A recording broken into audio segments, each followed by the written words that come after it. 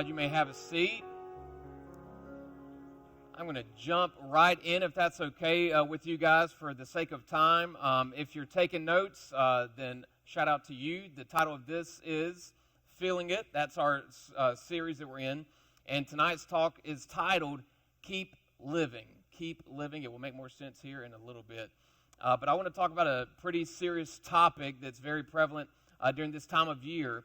And that's when you seem to become overwhelmed, you seem to be more anxious, more worried, and you have this feeling of despair come up. So real quick, I want to ask this kind of question to set the tone for tonight. Have you ever had something happen in your life, and when it happened, you thought, now what am I supposed to do now? Right? Yeah, so you studied for the test, still failed, and now you have to take it home and get it signed, and you think, now what am I supposed to do now? All right, my mom's signature looks like that. Let me practice it. No, don't do that. You did not learn that here. Don't do that, all right? But maybe something similar has happened, or maybe something that's more serious has happened to where after it took place, you felt worry like you've never felt it before because you were worried about what was going to happen next or what might happen next. Or you were angry, you felt so angry because of what was about to happen, and it was inevitable. And the worst thing of it all is that it was not your fault. Or at least maybe it kind of was, but you're not going to take all, but maybe in all honesty, maybe it was not at all your fault. You didn't ask for this. You didn't do anything to bring this on to yourself, but you have to go through the negativity of this season. And so you're left in this feeling of abandonment and despair, and you might be asking yourself, now what am I supposed to do now? Well, the good news is that you are not alone. There's a room full of us who have wondered and felt, what am I supposed to do now? But over the next couple weeks, I want to look at a Bible character, and we won't go through his entire story. We're going to skip over some stuff. I encourage you to read Genesis chapter 37 through 50. And it sounds like a lot, but here's what you're entitled for. Here's a quick trailer. You're going to see a 17-year-old boy go through some stuff that he did not deserve, ask for, or bring on himself. And it's rated PG in some spots, few, PG-13 in a lot of spots. And when you get around chapter 38 or 39, it kind of hits that R, and you might even want to skip over that. Don't let your parents know that your youth pastor said read this chapter, but it gets weird. And maybe you think that you have a strange family, but even my family wouldn't do that, right? Yeah, that's in there, and it's in the Bible. So if you think the Bible's boring, you just haven't read it all, right? There's some stuff in there that you wouldn't even make a movie about because it would be too high of a rating. But that being said, we're going to pick up with the story. Maybe you know the guy, Joseph. Now, this is not the father of Jesus, Joseph. This is the Old Testament 17-year-old teenager, Joseph, the one that maybe if you grew up in church, he's the one that got the robe of many colors. That Joseph, okay? So we're going to pick up with his story. And so let me summarize to catch you up with where we're jumping in at. His dad thought Joseph was the favorite son. So he had 12 sons, and Joseph was his favorite. And here's why. Here's some Bible that you should read because it's funny. Joseph was the favorite because he was born when his dad was old. So his dad was like, you're too young. Never mind. We won't. Anyway, we're going to skip through that. But the other reason why Joseph was his dad's favorite was because now his dad had more than one wife. Now, we don't condone that now. So, fellas, if you're dating more than one, you need to choose one. Or they'll choose it for you, right? Come back and see us in February, okay? See us in February. We'll talk about relationships. But he had more than one wife. One was not his favorite wife. He actually got hustled into marrying this one. Again, you got to read the Bible. He got tricked into marrying this woman. He worked 7 years to get this other woman, but their dad tricked him and ended up with this woman. So then he had to work. Nice. Yeah, you're feeling it. And then 7 more years go by. He's like, well, I wanted her. He said, okay, well, if you work for me some more, then you get her. So then he got to serve and work hard, and then he got the one he wanted. And then she gave birth to a son in his older age, so he was very excited about this son. So he made this robe for him. So it'd be like if you have some siblings that your parents say, hey, we're going shopping, right? And they take you to the thrift store. But your brother they say, now let's go to Nordstrom's. Let's go get you that Gucci thing that you were talking about that you saw in the video. So that's what's happening, all right? So that's where we're picking up. And Joseph has tattled on his brothers because they were supposed to be doing some chores, and they weren't doing them right. So 17-year-old Joseph comes back and says, hey, my older brothers aren't doing what they're supposed to be doing, Dad. He's like, oh, my favorite son. Thank you for telling me. So his brothers didn't like him, okay? So now let's pick up in verse 5. Verse 5, here we go. It'll be on the screen if you don't have a Bible, but if you do, chapter 37, verse 5. And here's what is recorded about Joseph. Joseph had a dream, and when he told it to his brothers, they hated him all the more. So they already didn't like him, and now he had this dream, and after he told it to them, they really didn't like him. So here's what you need to know about dreams. Dreams is a big way that God communicates to people. Now, that does not mean that the dream you had last night about the supermodel that you want to date is from God, okay? But this was a dream from God. This was a vision. This was a dream from God, and that's how God would communicate. So this dream is what he tells his brothers. So he said in verse 6, he said to them, listen to this dream I had. We were binding sheaves of grain. We were out here doing our chores. We were binding sheaves of grain out in the field when suddenly my sheaf rose up and stood upright, while your sheaves gathered around mine and bowed down to it. So all of his older brothers, emphasis on the older brothers, are gathered around him. And he's telling them this dream that your sheaves bowed down to mine. So they interpreted it. Verse 8, his brothers said to him, do you intend to reign over us? Is that what you're trying to say? Are you going to rule over us? You're going to be in a position of authority over us? You're the runt of the litter. You may be Dad's favorite, but you're still the youngest, right? And so it says, will you actually rule us? And they hated him all the more because of his dream and what he had said. I wonder how many times you've had opposition against a dream that you have, like a goal that you actually want to aspire to be, what you want to be when you grow up, a hobby or a passion that you have right now. And there are people in your way that are preventing you from that. Now, and sometimes it could be very educational and helpful that they're doing it. Other times they're trying to stop you from what God wants you to do. Now, in this case, God gave him this dream. I'm not saying that all your dreams are from God, so you need to check with God before you keep going forward, all right? But let's go on in verse 9. Here's what it ends with, and then we'll take a little break. Then he had another dream. So he wasn't done. So God still said, all right, just make sure you understand me. Here's another one. In verse 9, he had another dream, and he told it to his brothers. He said, listen. He's probably excited about it. Imagine like you want to brag to somebody because of what's going to happen to you. Like you think you're getting the scholarship. You're going to be the starting quarterback on the team. You got the first chair in the orchestra, whatever the case may be. He says, listen. I had another dream, and this time the sun and moon and 11 stars, I'm the 12th child, I have 11 brothers, 11 stars were bowing down to me. And he tells it to his dad. And even his dad's like, so you're trying to say that you're going to rule over the whole family? This is, Joseph, you're the smallest. Now you're the weirdest. Just like what's going on with you in these dreams? But like God was pushing it again. So he had the same dream at 17 years old. What he would find out later on, much later on, is that this was a prophecy that Joseph would become a leader in a position of authority. But what happens next is far removed from him being of any kind of leadership and having authority over anyone. So what would go on to happen, and I want to make sure that we don't miss the severity of all of this, but I don't want you to fast forward to your future because of what you're expecting to come. Because if you fast forward to your future, then you're going to miss the development that you needed now.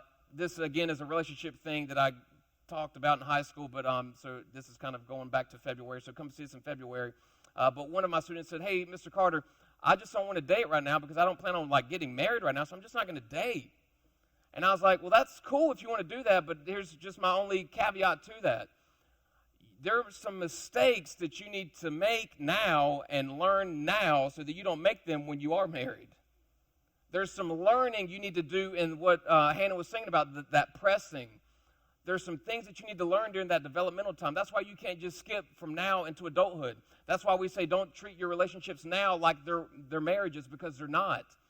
The dynamic's different. Guess what happens if the person you're dating makes a bad decision? You still get to go home and sleep in your bed that night. If I make a bad decision, me and Marissa may have no home, right? It's different, right? So don't treat your dating relationships like it's a marriage. There are some things you need to learn along the way. That's why they don't give you your degree when you get out of kindergarten.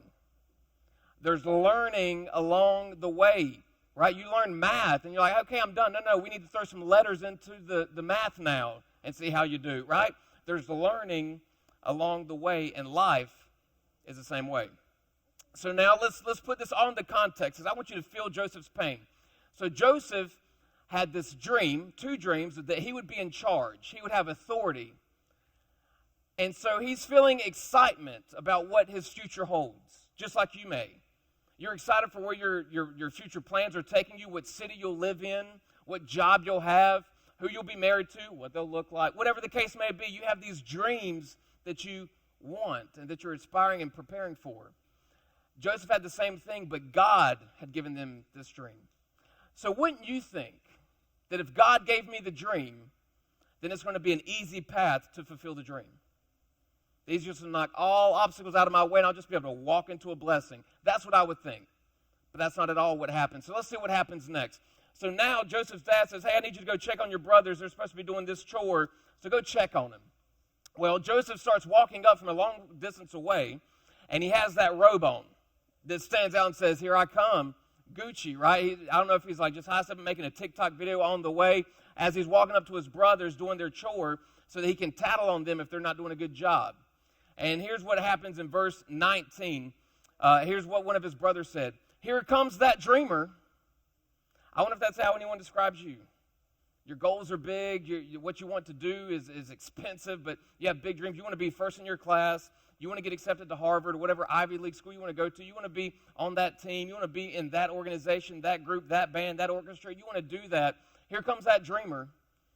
And check this out. They said to each other, come now, let's kill him. Yet, like I told you, read about it, rated R, we're making that turn, okay? But that doesn't add up. Like, here's my dream, let's kill him because of his dream. That doesn't add up to me, so let's keep reading and see if it gets any better. Come, let's kill him and throw him into one of these cisterns and say that a ferocious animal devoured him. Interesting. So let's kill him, dump the body, and then lie to mom and dad. I'm pretty sure that covers some commandments that shouldn't be broken, but hey, but we're not quite there yet. So let's kill him because of his dream, and I want you to listen to this last part, and then I want you to write down what I'm going to say next. So then we'll see what comes of his dreams. So let's kill him, dump the body, and lie about it.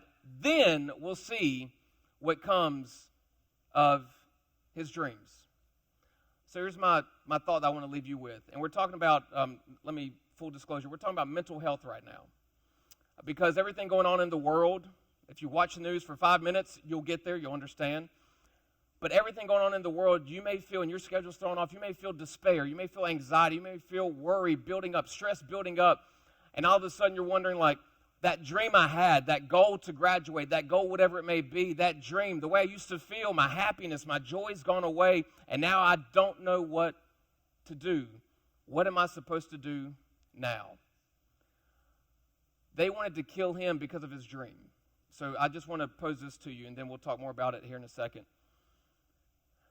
The devil, Satan, very real, enemy of our soul. That's who Satan is, the enemy of our soul, trying to distract us and keep us from God. Satan can kill your dream if he can take out the dreamer. So all Satan has to do, he can't change what God told Joseph, like, Joseph, hey, you're going to be in authority, this dream you're having. Satan can't touch the dream, but if he can get to the dreamer through some people around him, then he can take out the dream. So perhaps some challenges that you're having is opposition coming from the people around you that don't have a relationship with God, and they're pulling you a certain way because Satan knows if he can put people around you to pull you off the path God has for you, all of a sudden he can take out the dream and the purpose that God has for you. So Satan, all he has to do to kill the dream is to kill the dreamer. And his brothers knew something like that, so they said, hey, we're going to take out his dream by taking him out. So what goes on next is one of Joseph's, one of the younger ones, but his older brother said to him, hey, you know what, let's not kill him. Let's just dump him in here.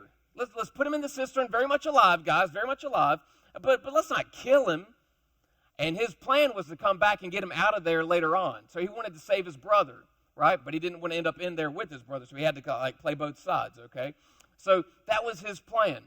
Well, as they're eating lunch, and they have Joseph dumped down in the cistern, he's still alive, he's down in there, and they're eating lunch, and I'm imagining that he's screaming like, hey, come on, guys, this isn't fun anymore.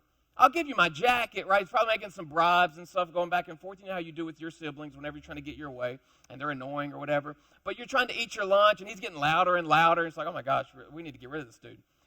But what happens next would be a milestone or a turning point in the history of the Bible. So let's jump and fast forward to something his oldest brother says in verse 26, and then we're going to take a break and close our Bibles and close out our message. But he says in verse 26, Judah, his oldest brother, Judah said to his brothers, what will we gain if we kill our brother and cover up his blood? What will we get? You need to be careful about the people in your life that are just out to gain for themselves. You're investing so much time and emotion in people that are out to just gain for themselves. But his oldest brother, Judah, if you have your Bible, circle that name because it's going to be important on our last week of this message. But Judah said, what will we gain if we kill our brother and cover up his blood? Come, let's sell him to the Ishmaelites. Yeah, this just keeps getting worse and worse. Right, let's sell him. That way we can at least make money and he'll be gone. So let's sell our little brother and not lay our hands on him. And then here's something important that I want you to take away. Let's sell him because after all, he is our brother. So that stood out to me because we will be quick to justify anything that makes us happy, that makes us wealthy, that helps us gain whatever we want. And that's not what we're intended to do. But he's saying he is our brother. He's trying to justify that this is okay to do. Like, hey, we're going to do something good by not killing him, but we're going to sell him as a slave to another group of people and let them take him far, far away, and we'll get some money for it. So after all, he is our brother, our own flesh and blood. His brothers agreed, and that's what they did. So now, you're Joseph. You're in the cistern. You're hearing this discussion going back and forth. This group of people come up. You hear this negotiation going back and forth between your brothers and a group of other people that you don't understand who they are and where they're coming from. All of a sudden, they pick you up out of the cistern, and you have to go with this group of people that you don't know them. You didn't ask for any of this. You didn't take any steps to warrant this on yourself. You just had a dream that you told other people about. And now you find yourself alone, isolated, scared, frightened, and on your way to a place that you've never been before, and you don't know where it is. It's a different culture, and you're starting to feel despair. And at this point, Joseph has lost all hope. So it might sound a little something like your version of 2020. You have despair. You've lost all sense of hope. But let me tell you why that name Judah is so important. The entire Bible points forward to the coming of a Messiah. And the only reason we have this story is because of a decision Joseph would make at the end of the story. So you have to come back on the 30th and we'll talk about it. But that's the only reason we have this is because it would point forward to the coming Messiah. And the decisions you make when you're in chaos and despair are that important because they have everlasting consequences. So, I want to have a quick conversation and a very serious conversation with you if that's okay. So I'm going to sit down because I want to make sure this sinks in, and I think it's very important. So if you have any distraction around you, if it's a person, just say, hey, not right now. If it's a cell phone, flip it over. If you're taking notes on it, that's fine. But this conversation is so important, I want to make sure that you have it because you may not need this right now, but someone you know does. And right now, you may not think it's of any use, but you're going to find out something about a friend of yours that's going through some stuff that you didn't know about, and you're going to wish you had something to tell them to give them that hope back. So I want you to listen into this. This is really for anyone who just comes here to meet with your friends. If that's all this is on Wednesday nights, and hey, we're glad you're here, keep coming back. But if that's all this is, then I really need you to listen to this. If you're here and you already have Hillsong Young and Free in your playlist on the regular, this is going to be good for you. And I need you to take notes and share it with some people that you're going to be friends with later on, right, or that are going through some stuff. But if you're just here to connect with other people and you don't really care too much about your relationship with God, I need you to lean into this, because here's what I'm betting. You may think of the faith and spirituality stuff as kind of weird. You don't understand why anyone would raise their hand during a song, right? Or two hands, right? Or the I don't know, right? You don't understand the whole worship thing. You don't get, like, you don't mind reading your Bible. You don't want to read your Bible because you're just like, it puts me to sleep, so I don't want to read. If that's you, listen to this, and let me begin this part. Spiritual warfare is very real. It's a very real thing, all right? And here's how I want to prove it to you. Your body, your physical body, is programmed and works well when everything's functioning well to sustain itself. Your body is intended to protect itself and heal itself. Here's how. Let me give you some examples. When you go to sleep tonight, you don't have to wake up every 30 seconds and say, time to breathe again. You don't. Your body naturally wants to stay alive, so it will breathe for you, right? Another one, if we cut the air conditioning way up in here and it gets so cold, your body will naturally start growing goosebumps, right? That's the Holy Ghost. I'm just kidding. But naturally, your body will grow that so that it has some extra body to it so that it can try to stay warm. So that's why you have that response. If you were to run around this auditorium, we would say that you must be Pentecostal. Just kidding. But we would also let you do a few laps, and you would start to sweat because your body's now overheating, and it's trying to cool itself down. If you trip and fall, because some people are guests and they're new to the whole Jesus thing, and they just tripped you to be funny, and they don't know Jesus like that, right? But you fell and you scraped your knee would heal itself. When you break a bone, your bones will heal themselves, but you'll go to a doctor so that it will heal correctly and straight and all that, but it will heal itself, and that's amazing to me. So here's my question. How is it that a body that can heal itself and try to preserve itself is the same body that will lead you to harm yourself or take your own life? It's a very real topic. So this may be something you haven't struggled with. Maybe you're not there, you don't know someone that is, but for many of us in the room, we've been there. And I just want to pose this question to you. If your body is so genetically engineered to sustain itself, then where does the thought of harming yourself come from? I'm thinking it must be there's an enemy after my soul. That there's someone that's trying to divide me from God and the purpose God has for me. Because my body naturally wants to live and do things. But then my emotions, because I'm so emotionally drained, I'm so exhausted that all of a sudden I start feeling these emotions that make me take an action. So I wanted to kind of give this some solution to you. And the first thing is this, that your body will naturally take care of itself. So for example, the food you put in is the food your body will use. If you stop feeding your body, it will feed on what it has access to. But when you feed yourself, your body's going to use that. So your body will use whatever you feed it. Your mind will use whatever you feed it. So if you're taking notes, I want you to write this down. It'll be on the screen for you.